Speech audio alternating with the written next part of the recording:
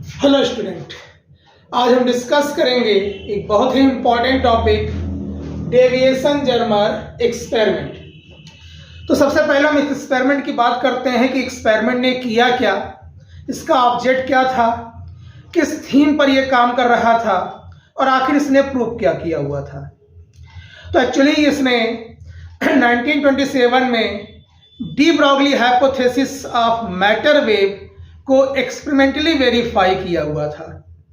आपने de Broglie hypothesis पढ़ी होगी, जिसमें आपने देखा था कि light having the dual nature, और उसने यह भी दर्शाया था कि केवल लाइट ही नहीं, every particle in moving state acquire कर लेता है वेव नेचर, और वो जो वेव नेचर एक्वायर कर रहा है उसके वेवलेंथ के लिए उसने फार्मूला भी दिया हुआ था।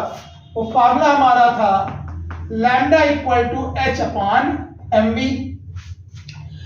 अब कह रहा है कि ये साइंस है, कह रहा है ऐसे ही हम नहीं मान लेंगे कि lambda equal to H upon M V होता है, आप प्रूव करके दिखाइए एक्सपेरिमेंटली कि lambda equal to H upon M V होता है।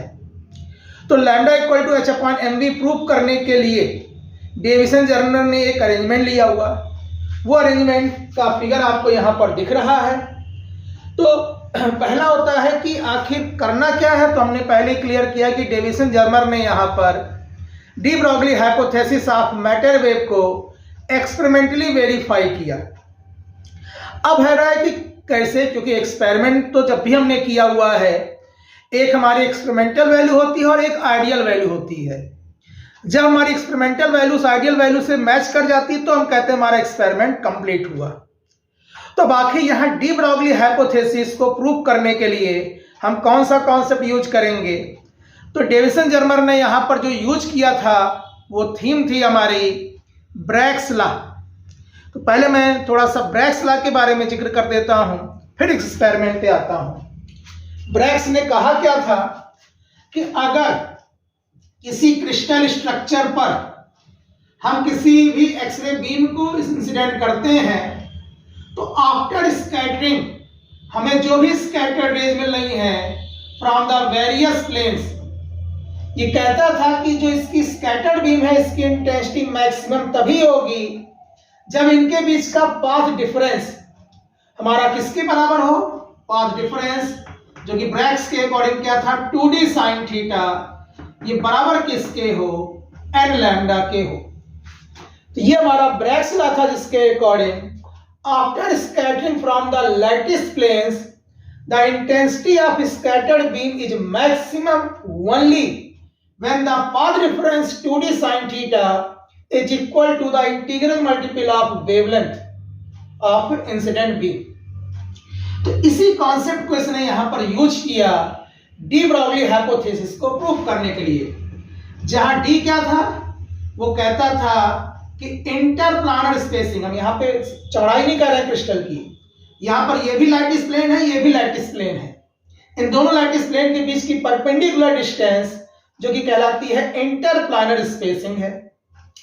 एंगल थीटा जो है हमारा एक्चुअल में वो ग्लांसिंग एंगल होता है, ना कि इंसिडेंट एंगल। मतलब वो एंगल जो कि प्लेन के साथ बना रहा हो, उस ग्लांसिंग एंगल की बात करते हैं थीटा से। बाकी लैम्डा हमारा क्या है, वेवलेंथ है, जो भी बीम हमने इंसिडेंट की हुई है, और यह हमारा ऑर्डर है first order, second order, third order maximum. तो इसी कॉन्सेप्ट को यहां पर डेविएशन जर्मर ने यूज किया, किसके लिए, for the de Broglie hypothesis of matter wave के लिए। अब यहां पर कर क्या रहे हैं, उसने कहा कि डी ब्रॉगली ने यह कहा था कि जब भी कोई पार्टिकल मूविंग स्टेट में होगा तभी उसके पास वेव नेचर होगा।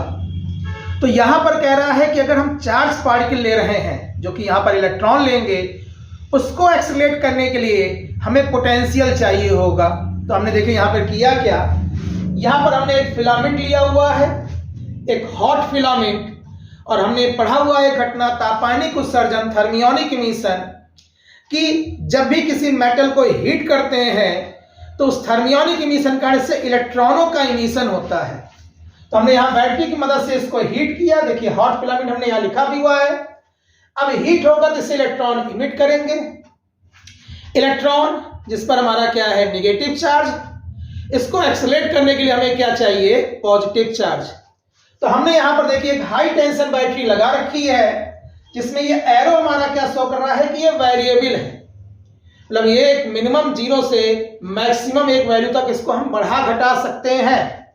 तो हमने मान लिया कि पोटेंशियल हमने क्या लगा दिया है? V। अब इसका देखिए ये वाला सिरा पॉजिटिव है, मतलब ये पिन होल जो हमने बनाया हुआ है ये पॉजिटिव है, और इलेक्ट्रॉन जो किससे एमिट कर रहा था वो उसको क्या करेगा? एक्सेलरेट करेगा। तो जो इलेक्ट्रॉनों का इमिशन था वो किसमें कन्वर्ट हो गया? वो कन्वर्ट हो गया हमारा इलेक्ट्रॉन बीम में। तो ये इलेक्ट्रॉन बीम अब मूविंग स्टेट में आ चुकी है, एक्वायर कर चुकी है वेव नेचर। अगर हमें यहां पर डी ब्रॉगली प्रूफ ना करना होता तो हम इसी पोटेंशियल V की मदद से तुरंत यहां पर फार्मूला यूज करते हुए डी ब्रॉगली वेवलेंथ निकाल देते। हम निकाल देते कि wavelength associate with moving electron क्या होगा। लेकिन हमें यहां पर इस चीज को प्रूव करना है, तो प्रूव करने के लिए अब इसके आगे की जो थ्योरी है वो ब्रैग्स लॉ पर चलेगी। ब्रैग्स लॉ जो कि अभी हमने यहां पर दिखाया हुआ है कि यहां पर हम उसने एक्सरे लिया हुआ था, यहां पर हमारी क्या हो गई? इलेक्ट्रॉन बीम हो गई है। अब किसी क्रिस्टल पर हम इंसिडेंट करेंगे, तो डेविसन जर्मर ने यहां पर क्रिस्टल किसका लिया? निकिल का क्रिस्टल लिया। निकिल क्रिस्टल पर इसने इसको इंसिडेंट किया। अब सरफेस से ये क्या करेगा?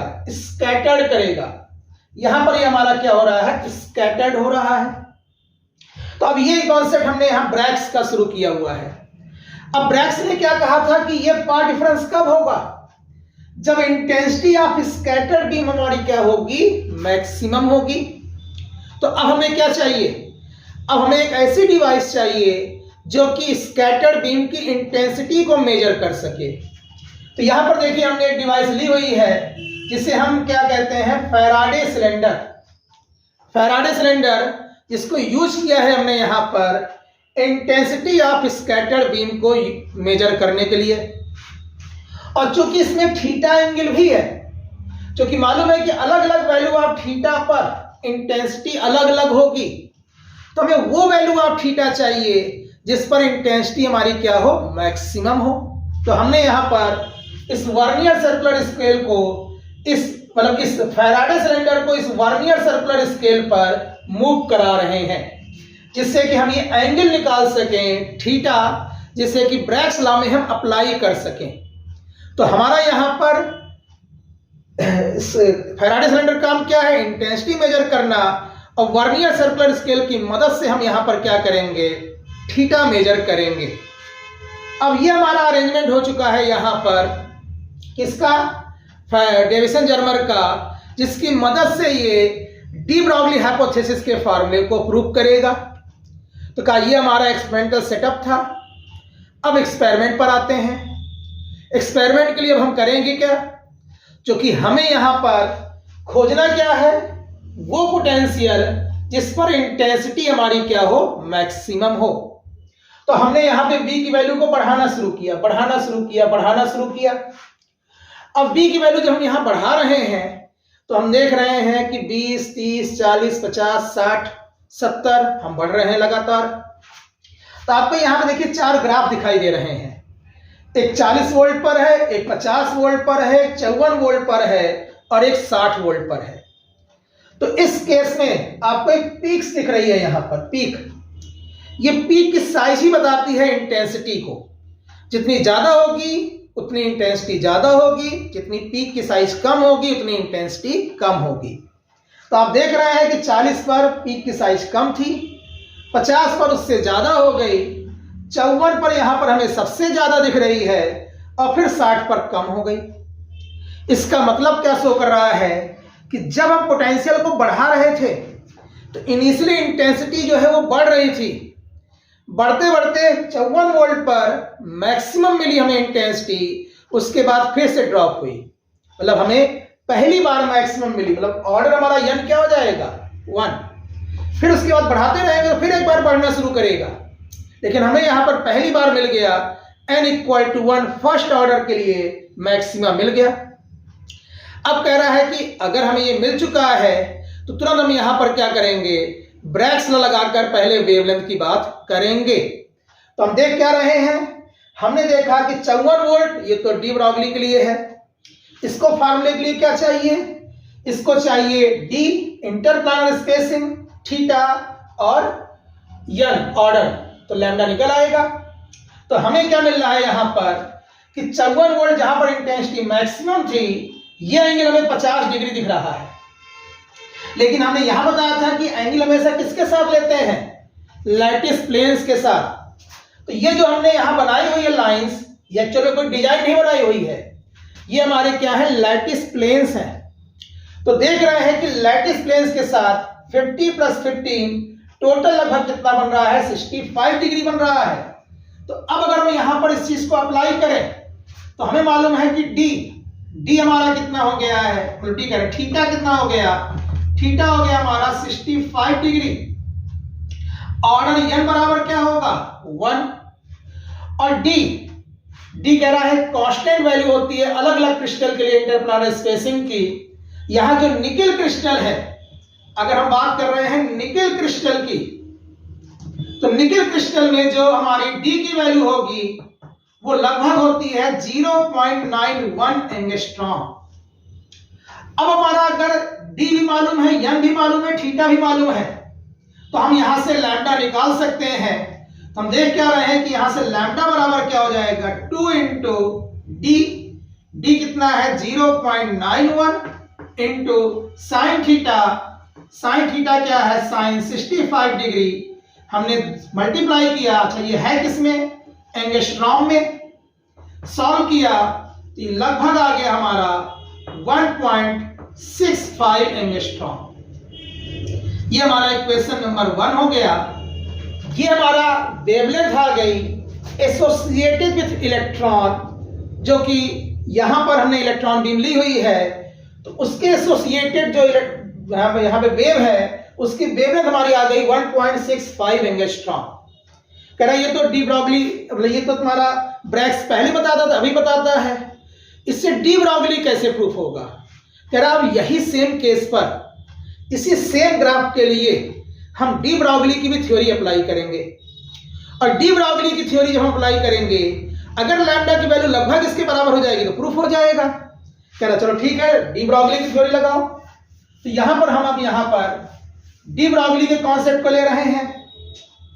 डी ब्रॉगली का जो फार्मूला होता है, लैम्डा इक्वल टू h/mv होता है। और अगर in the term of potential कहा जाए, h/√2mqv होता है, जिसमें आपने सॉल्व किया होगा इंटर में भी और यहां भी, कि जो इलेक्ट्रॉन होता है, फॉर इलेक्ट्रॉन, क्योंकि हमें मालूम है कि इलेक्ट्रॉन का मास हमें मालूम होता है 9.1 × 10⁻31, चार्ज क्यू मालूम होता है 1.6 × 10⁻19, h हमें मालूम होता है 6.64 × 10⁻34। जब इसको हमने रखा था तो लैम्डा आया था हमारा 12.27/√v एंगस्ट्रॉम, ये हमारी वैल्यू आई थी। अब अगर ये वैल्यू, ये फार्मूला हम यूज भी किया करते थे न्यूमेरिकल में, कह रहा यहां पर अप्लाई करो। कह रहा यहां भी कितना लिया हुआ है, 54 वोल्ट, जिस पर हमने ये सारी कैलकुलेशन लगाई हुई है। तो अगर यहां पे लैम्डा बराबर हमने रख दिया 12.27/√54 एंगस्ट्रॉम, तो ये हमारा लगभग आया 1.67 एंगस्ट्रॉम।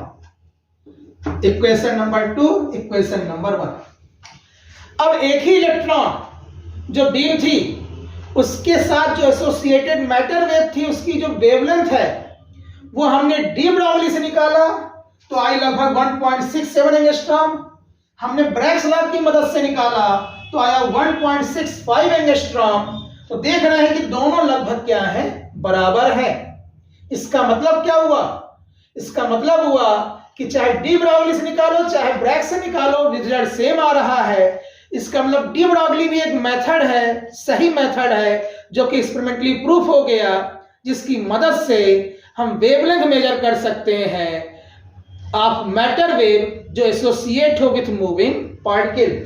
तो वो हमने यहाँ पर डेविएशन जर्मर के एक्सपेरिमेंट की मदद से प्रूव किया हुआ है। बहुत ही इंपॉर्टेंट टॉपिक है आपका बीटेक में भी और बीएससी में भी, ये एक्सपेरिमेंट जिसकी मदद से हमने डी ब्रॉगली कॉन्सेप्ट को एक्सप्लेन किया हुआ है। ठीक है, इसी के साथ हम बाकी अगले वीडियो में देखते हैं इनके और भी नेचर्स की बात। बाकी इंजीनियरिंग फिजिक्स से जुड़े हुए लोग जिनके पेपर फरवरी में होने की संभावना है AKTU में, तो आपके सिलेबस के हिसाब से जितने भी इम्पोर्टेंट क्वेश्चंस हैं वो मैंने यहाँ पर एक प्लेलिस्ट बनाकर इंजीनियरिंग फिजिक्स नाम से सेव कर दिया है।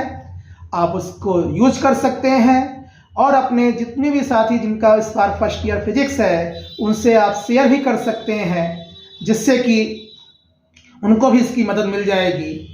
और उनसे भी कहें कि हाँ, चैनल को शेयर करें, सब्सक्राइब करें। धन्यवाद।